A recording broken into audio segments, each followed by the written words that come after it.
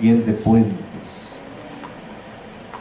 no cabe duda, tiende puentes entre lo que dice y lo que reciben los que se dedican a leer el periódico, o los que oyen a través de la radio, o los que ven y oyen a través de la televisión, y ahora en el internet. El internet, que va teniendo cada día mayor penetración, está permeando en todos los hogares, en todos los lugares, respecto a la vida informativa. Yo hice algunas reflexiones con respecto a la actividad periodística en un tema que yo denominé libertad de expresión, democracia y derechos humanos. Yo voy a decirles lo que yo siento. Ustedes van a decir si tengo razón o no tengo razón. Porque esta es una reflexión, la que vengo a plantear ante ustedes. Y ustedes, como gentes que tienen la vivencia y la experiencia, son los que van a reflexionar junto conmigo y a decir si estamos en lo justo o no. Puedo equivocarnos. Somos seres imperfectos, como seres humanos. Pero precisamente del análisis, de la discusión, viene luz, que se ha dicho toda la vida. De ahí vendrá la luz de ese análisis y de ese planteamiento que hago yo y el que ustedes puedan hacer en un momento dado. Decimos que la libertad de expresión está en el marco de los derechos humanos, primera premisa, y más específicamente en el contexto de la democracia. Es así que los derechos humanos se edifican en una sociedad democrática. Sin democracia no hay derechos humanos. Y sin derechos humanos, pues, no podemos decir que haya democracia. Y entra la correlación. Entonces, la libertad de expresión, ¿dónde entra? Pues dentro de los derechos humanos y dentro de la democracia. Lo anterior quiere decir que sin democracia y sin derechos fundamentales, las libertades del ser humano no se explicarían en una sociedad sojuzgada por el poder público. ¿Cómo podría hablarse de libertad en un Estado o nación gobernado por autócratas o verdaderos dictadores? Por eso se afirma que la libertad de expresión, y más concretamente la libertad de prensa, resplandece y se desarrolla con vitalidad en un Estado y en una sociedad donde se respetan plenamente los derechos humanos.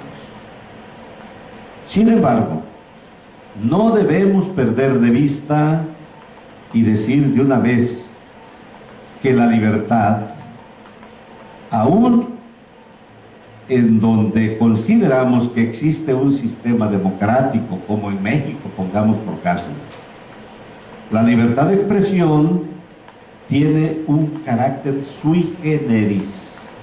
¿Por qué digo eso? Pues es cierto que en este país nos dejan hablar, nos pueden dejar escribir, pero no nos hacen caso.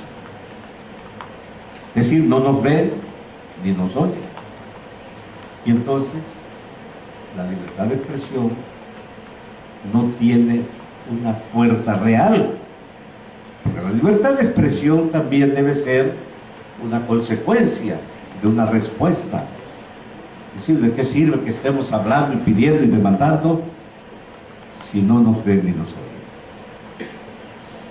Es así que la libertad de expresión, de opinión y de prensa y de información también se convierte en un buen pretexto, motivo de celebración y de discursos amables y hasta emotivos que estimulan el oído y la sensibilidad de los oyentes. Pero esto en la práctica tiene sus aristas y contradicciones a veces muy notables. A este respecto, Eduardo Andrés Bertoni, que eso fue relator de la Organización de Estados Americanos, no estoy muy cierto, hace algunos años yo lo conocí, estaba en la OEA como relator de la libertad de expresión, pero esto fue allá por 2003, ahorita no sé si sigue siendo el relator. En su libro, dice Eduardo Andrés Bertoni, en su libro dice que libertad de expresión en el Estado de Derecho, en su libro Libertad de expresión en el Estado de Derecho, cita las palabras que atribuye a Thomas Jefferson, quien antes de ser presidente de los Estados Unidos de Norteamérica, dijo lo siguiente: puesto que la base de nuestro gobierno es la opinión del pueblo, el primer objetivo debería ser conservar este derecho. Y si a mí, dice Jefferson, o dijo, y si a mí me correspondiese decidir entre un gobierno sin periódicos o periódicos sin un gobierno, no titubearía ni un solo momento en preferir esto último. Es decir, que prefería él periódicos sin gobierno. ¿Sí? Cómo enaltece la libertad de expresión y de prensa. Yo recuerdo mucho aquella frase de Adolfo Ruiz Cortines cuando era presidente de la República, que decía: preferible es el abuso de las libertades al menor asomo de una dictadura.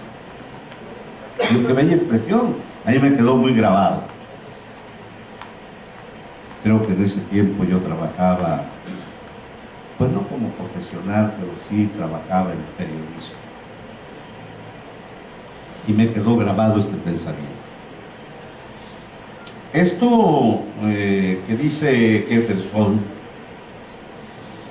exalta a un alto nivel la conciencia del personaje mencionado. Esa conciencia exalta la libertad de prensa. Pero más tarde ocupó la presidencia del poderoso país de las barras y las estrellas. ¿Y qué ocurrió entonces, ya siendo presidente? El discurso revolucionario cambió y se lanzó severamente en contra de sus críticos cuando se vio acosado por ellos y luego sentenció lo siguiente: tan abandonadas se encuentran las imprentas conservadoras que incluso las personas menos informadas han aprendido que no deben creer nada de lo que publica un periódico. Es una situación peligrosa y, de ser posible, debería devolverse la credibilidad a la prensa.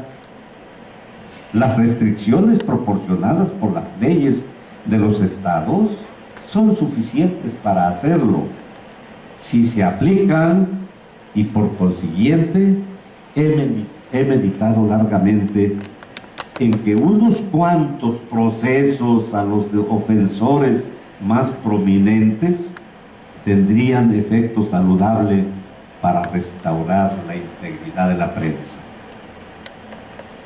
No se refería tanto a la integridad de la prensa, lo que se refería era a combatir a los críticos que le estaban señalando pues algunas irregularidades, errores o deficiencias en su gobierno, y él no toleró esa circunstancia y por eso habló de este modo, al grado de decir que había que procesar a algunos como escarmiento para devolverle a la prensa su integridad, su credibilidad.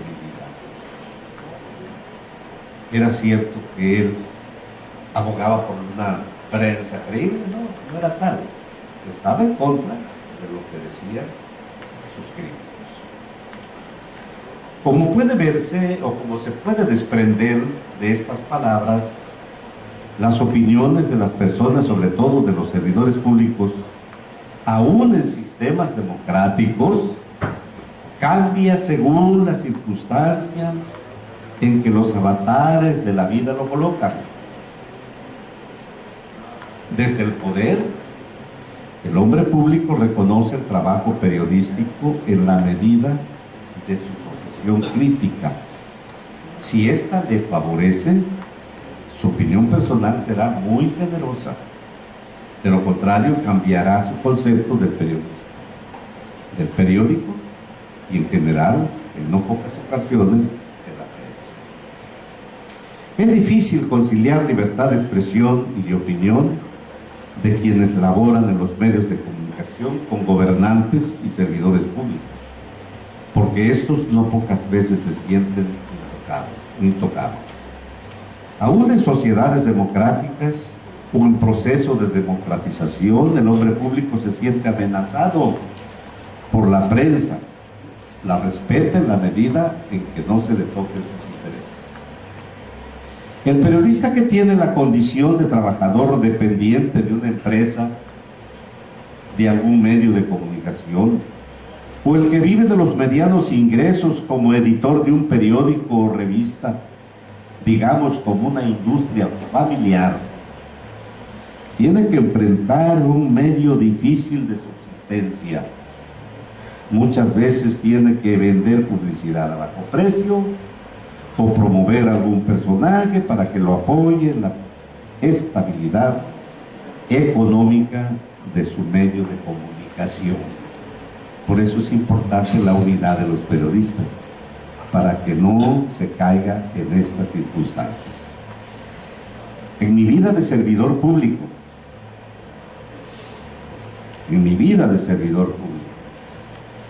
antes como estudiante y después como colaborador de algunos periódicos, he visto caer algunos medios de comunicación que han desaparecido por falta de un capital sólido.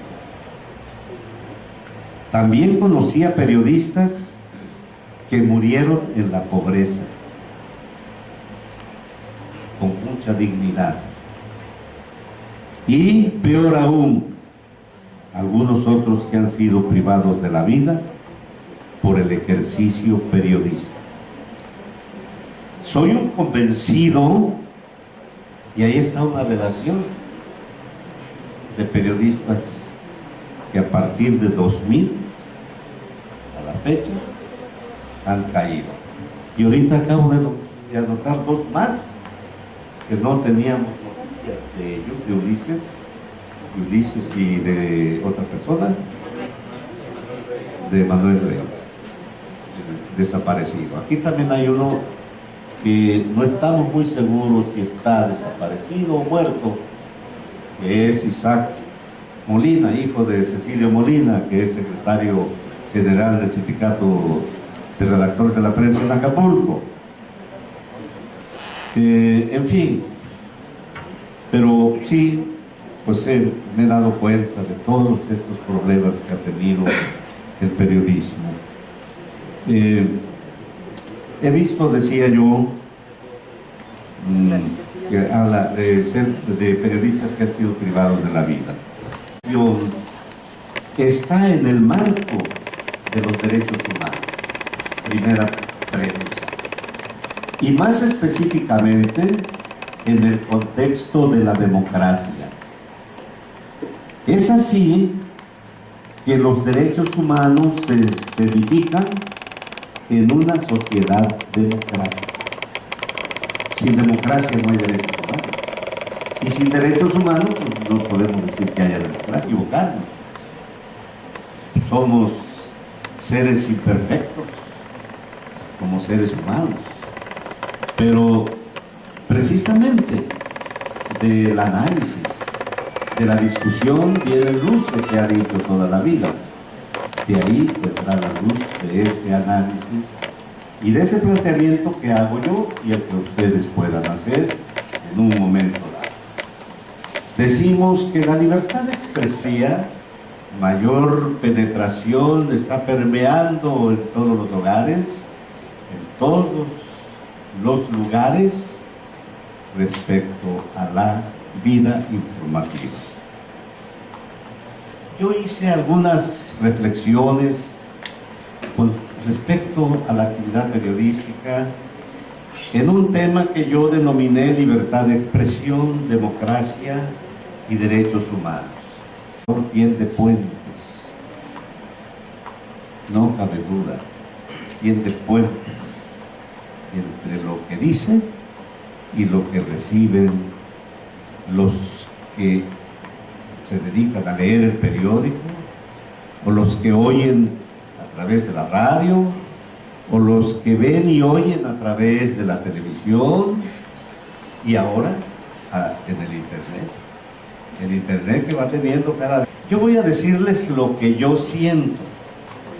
Ustedes van a decir si tengo razón o no tengo razón. Porque esta es una reflexión, la que vengo a plantear ante ustedes. Y ustedes, como gentes que tienen la vivencia y la experiencia, son los que van a reflexionar junto conmigo y a decir si estamos en lo justo o no. Puede